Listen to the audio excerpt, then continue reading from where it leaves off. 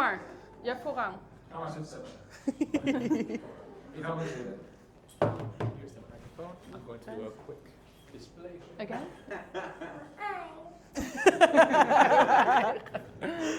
Let me see how this works. Okay, I have to talk with this and this. Nope. Hello, good morning. My name is Rosemarie van Ham. This is Michelle TH. We work for the government, the municipality of Rotterdam. And we work on the program Climate Justice Rotterdam. And I'm going to tell all about it today. Also, we're going to watch a movie, but that's her part for today. And yeah, I'm going to tell a story and I hope you like it. Or not. So, before I'm going to start with talking, this is a picture animation that we made last year, and I just want to hear from you guys in the audience. What do you think what it is, or what kind of feelings do you have if you see this? So, just scream, put your hands up, and otherwise there's Michelle, she will point. Happy in nature. Okay? Okay, yes. Okay. More? Inequality. Okay? Very well. Energy poverty. Energy poverty. The heat is kind of contextual, like when it's hot in like a city, it's kind of suffering, but if you're out in nature, it feels more enriching. Yes. I said all. Putting your feet in a little bathtub is working really well. I know. Okay. The tip of the day. That's experience. Very good. Very good. I see someone in the back. No? No. Yes? So the one on the right is energy is getting out of her, like is she losing some energy or something? Yeah. I'm going to go on there one that's gaining energy in a better way. Yeah, I don't know. No, yeah, exactly. That's perfect. Oh, yes? Wholeness and brokenness. Wholeness and brokenness. Very nice. Yes. Okay, we're not going to explain what it is, but we're going to tell a story. And maybe after that, you will change your mind. Or not. So, I think everyone, I just Googled some things in the news the last months about climate change. Climate change is real. What is the news is telling us? For example, I think you were there for work in Spain. We had 20 degrees, Yes. but there was like code orange about the rainfall, the precipitation that they have. We have threatened our foundations of our homes, we have storms, we have large fires that's happening, and this is just this month in March. So, climate change affects people, and in Rotterdam we have an amazing climate adaptation program which is called Rotterdam Weatherwise Program. And this is the program of the municipality that focuses on 6 climate themes. Rainfall, so more rainfall, but you also have drought, groundwater, flooding, heat, and land subsidence, so also houses are sinking in our city.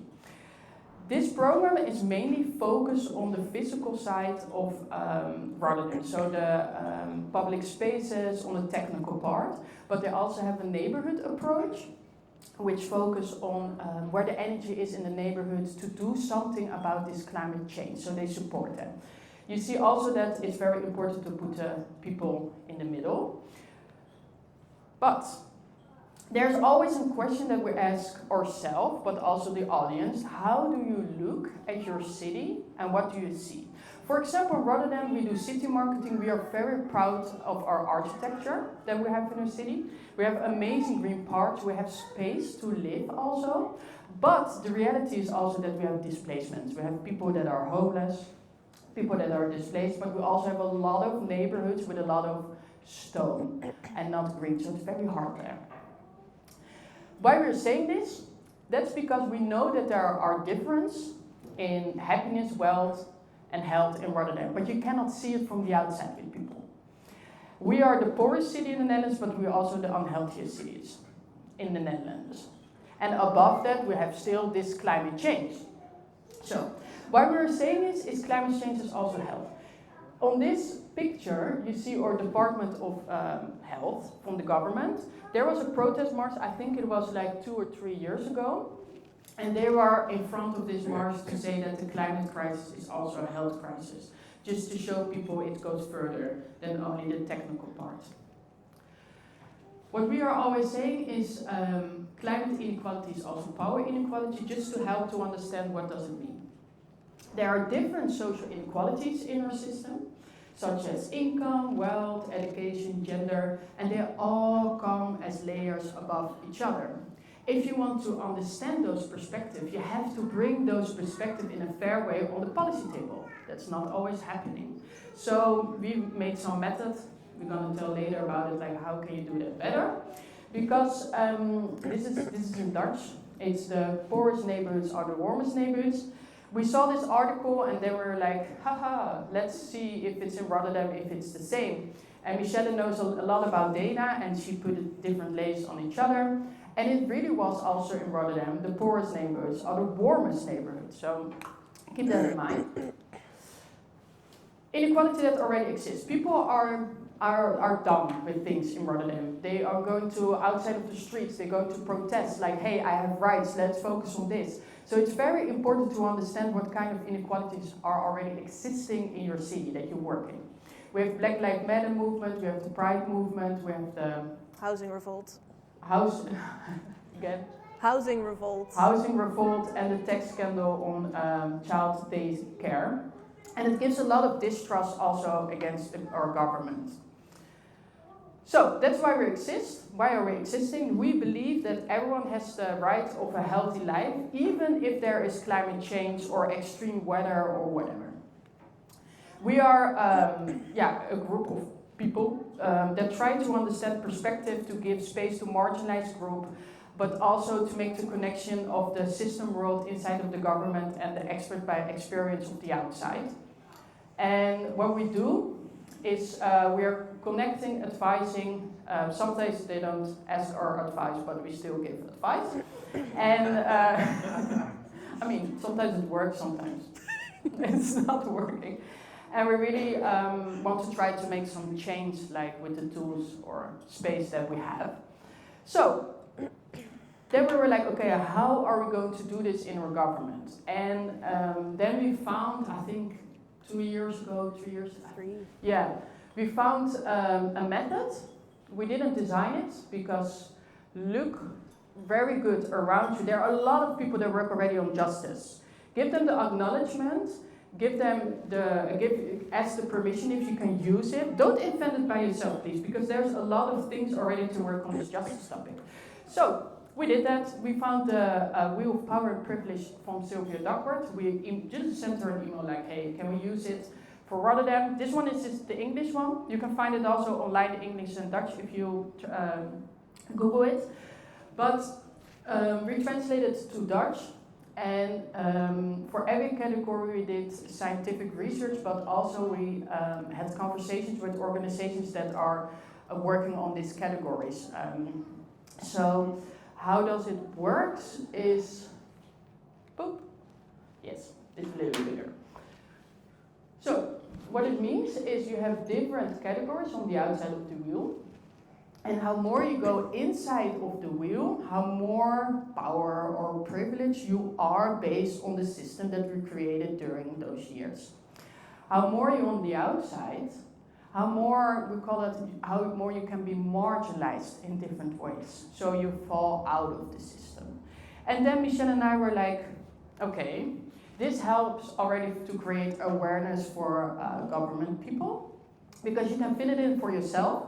You can fill it in for a project, you can translate it also to data to make different decisions. And then we were like, okay, how do we use it for climate change? So we used the 6 topics of the Rotterdam weather-wise, like heat, participation, flooding.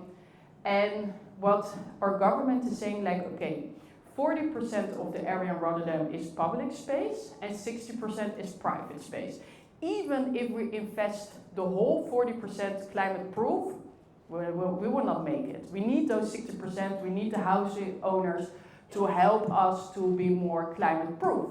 Think about solar panels, green roofs, green gardens, double glass. So, if you look at housing, if you're homeless, you're excluded. You don't have a home, you cannot, be in this system.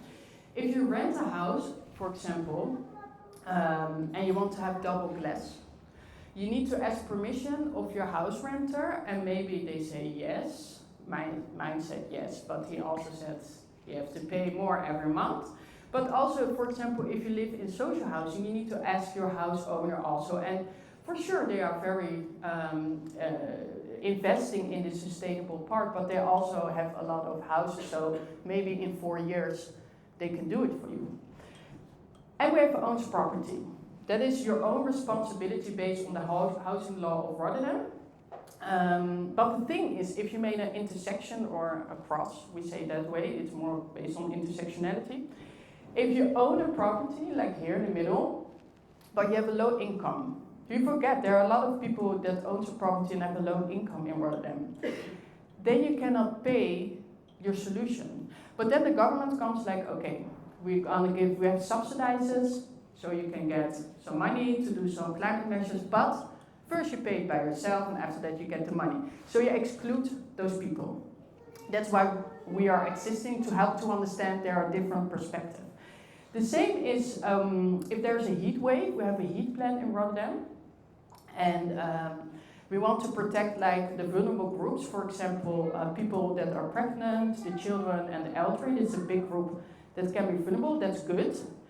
But what we are saying is like, who's going to help people with ADHD because they are taking medications that give a higher risk of overheating. Or people with autism, that it's very hard for them to change, first of all, but also to say I have a warm, I need to drink, stuff like that. But also for trans people that wears a binder or more clothing during the heat wave, who is for them? So these are questions. And the funny part, the government is always saying, yeah, but that's a little group. And we're saying, yeah, I think it's easier then, right, to do it because it's little. So, thank you for the joke. But it's reality. She did say that. She's not joking. So, back to business. So there are 4 aspects that are really important for us. That's the one that we always start with is social exclusion and discrimination. Give the acknowledgement that and recognition that's happening also in Rotterdam. What access to subsidized or network do I have? Do I still trust the government? And am I being discriminated against? For example, the neighborhood approach of the Rotterdam Breadwise, which is amazing, they give sometimes free plants to people, just to give a little bit awareness, a little bit of green. But then you need to sign just your autograph, autograph from the municipality, and they say no. We don't want to do that because there's distrust based on the scandals that we have. So we need to think about that, like, okay, how can we do that differently? Information is also important. How do we inform Rotterdammers about extreme weather? Do we understand or trust this message? Impact. How does heat or humidity impact a person's health? How hot does your home get? And what if I am obese or asthmatic? What does it mean then? And action perspective. Am I physically, mentally, financially able to take action? Who does the property belong to? And can I choose my place of work, for example? Because during heat wave, we go to our office. And with air conditioning. Climate, natural air conditioning. But that's not for everyone, so we have that privilege already. Yeah, we do some things also we not only explain the wheel, because that's semantic, we also really do projects. This is a project of 4 years. It's a European finance project of Interreg. We call it Just Green Policy. We work together with the Green Agenda, which is a policy that focuses every 4 years on 20 acres of more green in the city, which is amazing because it's good for the health. But we were like, okay, if we're going to put 20 acres of green, can we monitor or find out what are the social side effects of that? And they were like, what do you mean? And we were like, yeah, because if you understand the social side effect, then you can even improve your policy even better. And for example, what are the social side effects? Is it, for example, wheelchair friendly, the green that we have? Is green for green gentrification there? For example, these kind of questions.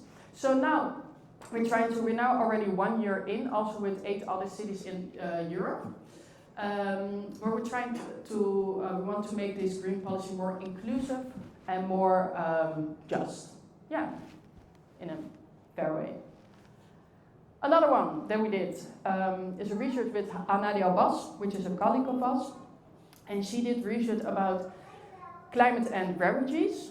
First to start about this, she wanted to help to understand the stigma of refugees, because there are a lot of different refugees in Rotterdam, even in our municipality also.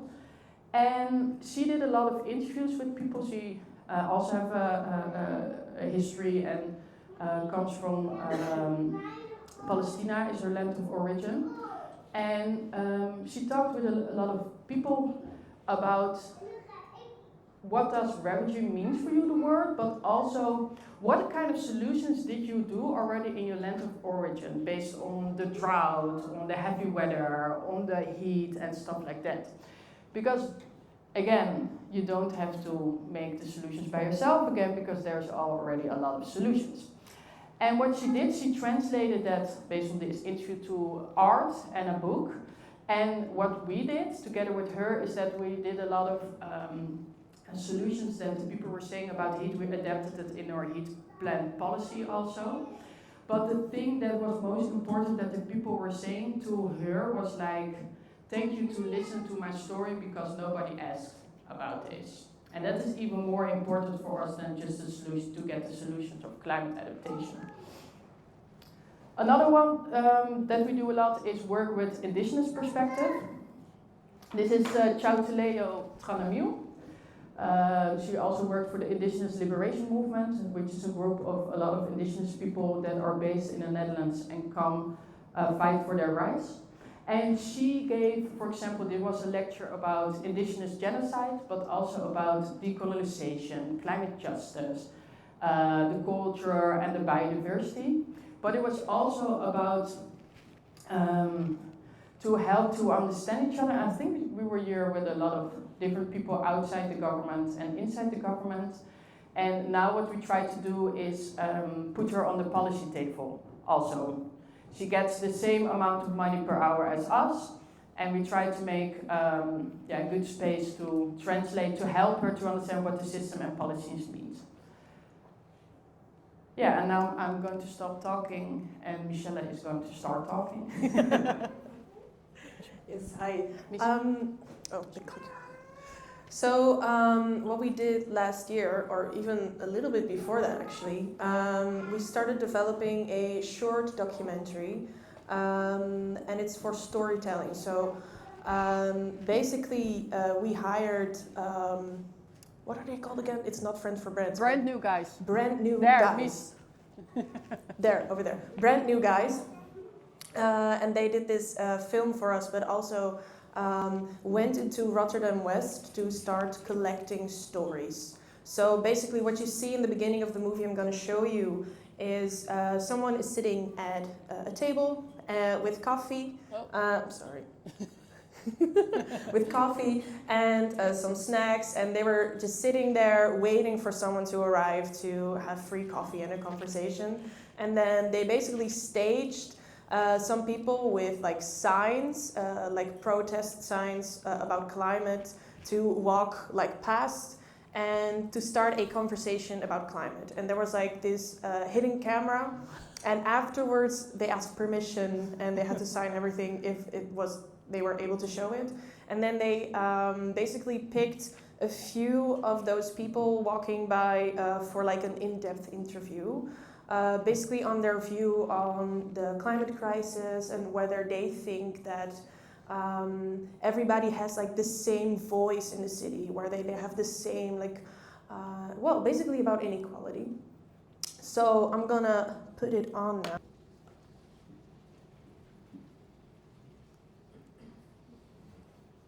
Okay, it's on again. So, does anybody have any thoughts about this, or feelings, or something they would like to share after seeing this? Yes? Are you yourself hopeful?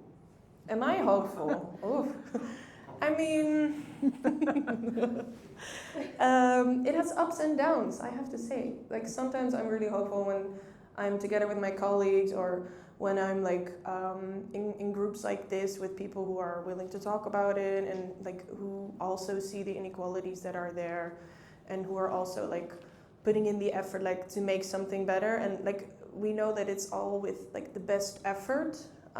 So we don't know everything, and we acknowledge that, and we do everything like with the best intentions. So yeah, you know, even if you you know, you're trying to do it better, and maybe you'll improve it by 5%, but then it's 5% better than it was. And then sometimes you have periods that are like, oh, fuck this. So yeah, ups and downs. Yes? With these topics, thank you. Oh. Well, first of all, wonderful video, and I loved how nuanced you approached the conversation. I think very often when it comes to climate change, the way a lot of people talk about it is like, oh, the big bad companies that are doing this and that, which is true, but at the same time, there's often benefits and goals that clash with the actual impact.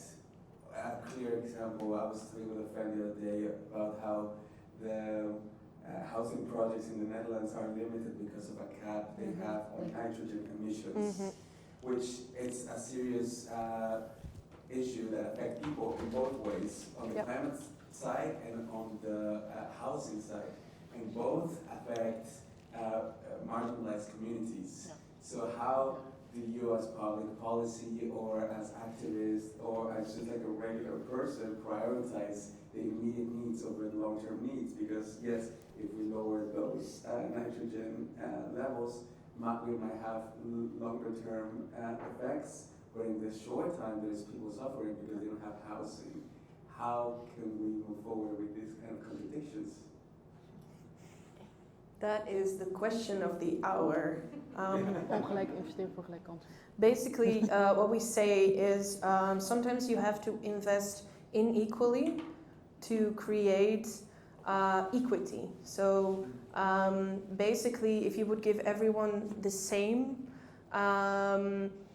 then like climate measures or subsidies, then everybody gets the same. But not everybody has like the same starting point or the same baseline of quality of life. And what you want to provide for someone is that quality baseline. But sometimes things are contradictory, because when we look at greening of our city, it's the poorest neighborhoods are the warmest neighborhoods. So you would think, okay, we're gonna start investing there. But what would you do differently once you've chosen that neighborhood? Because not like people are also struggling with different things than green. And also, if you would add green, then the house prices may go up. Sometimes there is no place for greening. Then you would have to take away people's cars. But you know, our public transport is getting smaller and smaller. So what will you do then if they don't have a car and public transport is either too expensive or there is no public transport? Then you basically create this desert where people cannot get out of their neighborhoods. So those are huge problems. And we are also still thinking about it, like, how do we do this? Because it's huge. Anyone else? Yeah. Thanks. One of the things that struck me from this video and discussions about climate in general is that we arrive at the conclusion like, oh yeah, capitalism is the problem, the way that we organize and organize. Yep. And then we kind of get lost in like, oh yeah, we don't know what to do about that. One thing that strikes me as a potential solution is different ways of collaborating. And one example I would like to bring up is in West you have something called Bio-Bulkbende. It's a bunch of people that collectively buy sustainable food, for example. Small, very small initiative, but still very interesting. But are those kinds of initiatives something that you promote as well, or is that something that is outside of your scope? Wil jij daar wat in zeggen? I think we promote for sure those initiatives. Also, what we did last year and the last few years is the wheel that you saw on the outside of the marginalized topics or categories we invented a lot in a network to build a network with organizations that focus on poverty or on gender or whatever. Queer rights. Queer rights, for example. And we talk with them not about climate, we talk about them about the problems. But what you see is the government is getting more aware of, hey, these kind of organizations, all that you are talking about, are interesting to work with, to talk with, to involve with. But on the other side of the government, they come to subsidize stuff.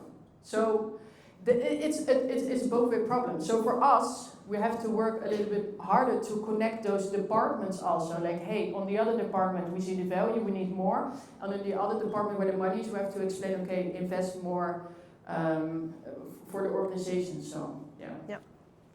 And if I can add to that, I think those organizations are really important in your city, and also those subsidies are getting cut right now, and then you see what kind of gaps they are leaving in the system, because then on the other side, the government or municipality has to fill those gaps with even more money. So sometimes those cuts aren't even like well thought out.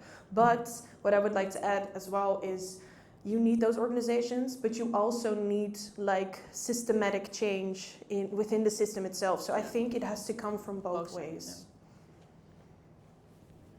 Yeah. Anyone else? Because otherwise I have some statements we would like to discuss. I changed the screen, sorry. Oh, no, that's fine.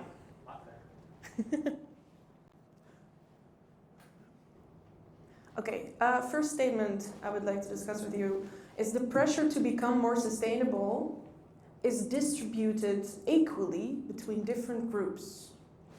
And I would like to hear whether you, like, if you agree with that, hand up. If you disagree with that, stay like this.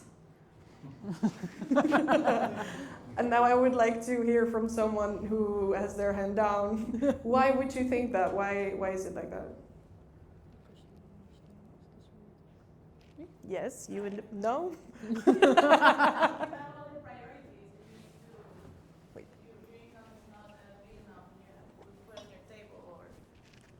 Oh, you have kids, like I don't think you will focus on something else. Mm-hmm. If you don't have support or guidance, how would you try to save the world when you try to save your day by day? Exactly. Like, how can you save others when you can even save yourself right now? And that's not because you don't do it, because the system says, or system provides it. Yes. On the other side, I find also very significant how people who are really wealthy, they don't need to care. Exactly. And they are not even put into the position that we tell them, hey, you are doing all of these things and you do not care. So I think that's even more significant than the people who are struggling. Yeah. Mm-hmm. Thank you, that's an excellent point. I can expand on that a little bit, I guess. I feel like, yeah, even rich people are probably not so happy or something. So I also feel that there's a lot of inequality in the city. And how to say? Yeah, I actually do think that you have to inspire. And actually, one thing that I find very interesting is how can we get more responsible, more free in the end.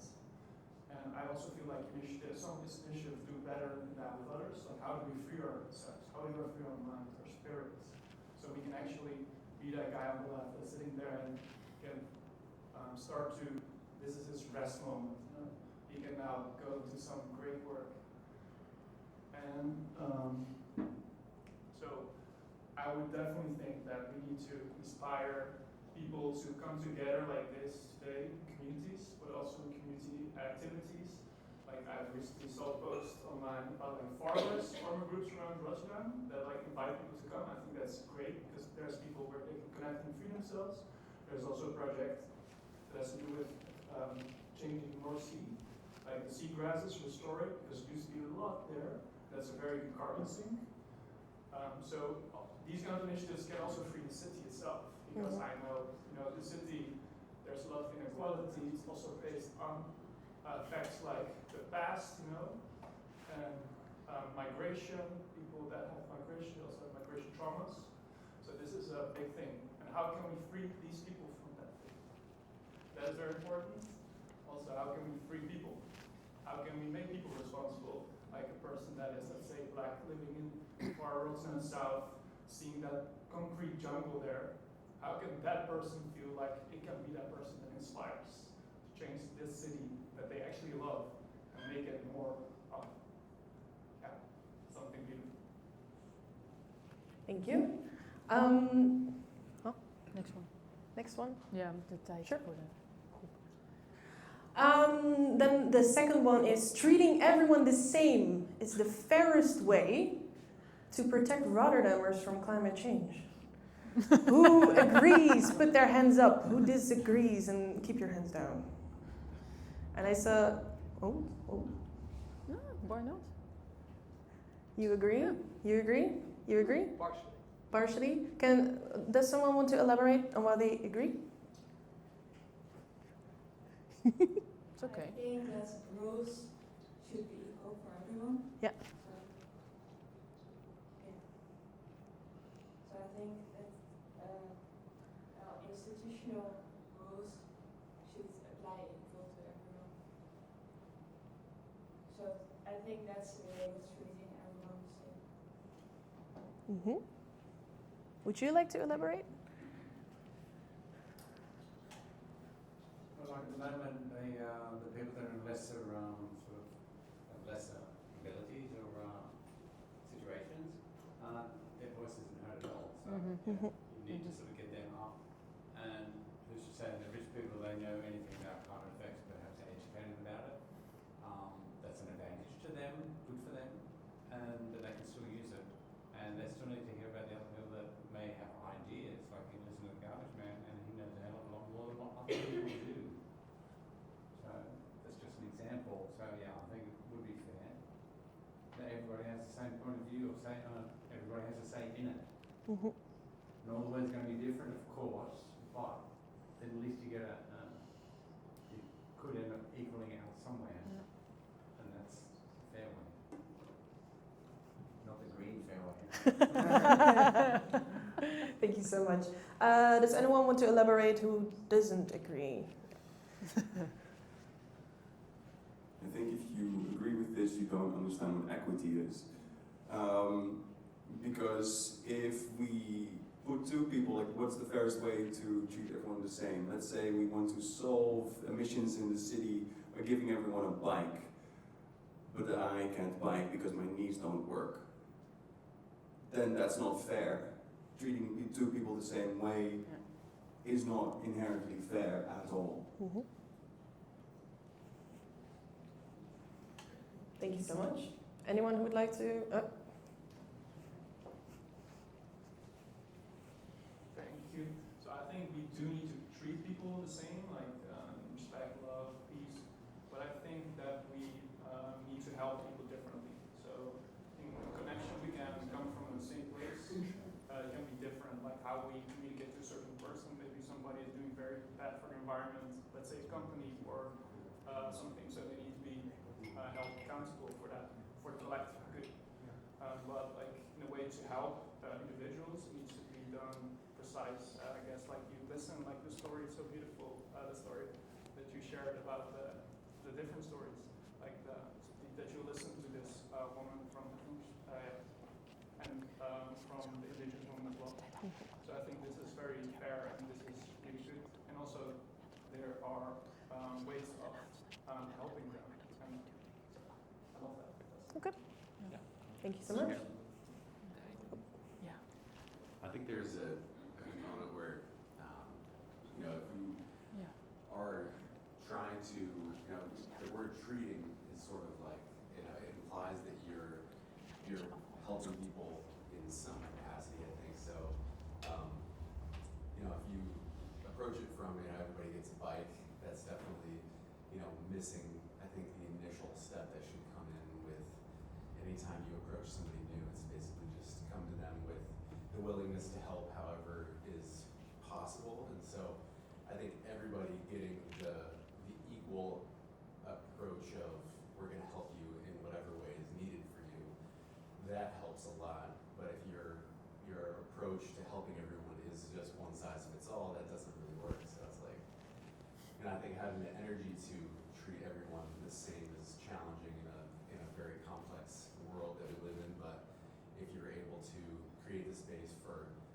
I'm going to treat this person with the same respect as this person because everybody gets unanimously just unbelievable amounts of respect in this environment, then I think that's different than everybody gets the exact same thing. But I think you can still treat everyone in a unanimously respectful way. Thank you so much. Good point. We would like to thank you all for your attention, for your openness, and sharing your perspectives. Follow us on LinkedIn. This is the QR code. And yeah, we hope this. And we would like to thank Creative Mornings for having us today and giving us a platform to speak to you all. And have a very nice day. Thank you so much. I had a slide for Q&A, but those statements, that was a nice surprise, nice touch. I think it shows that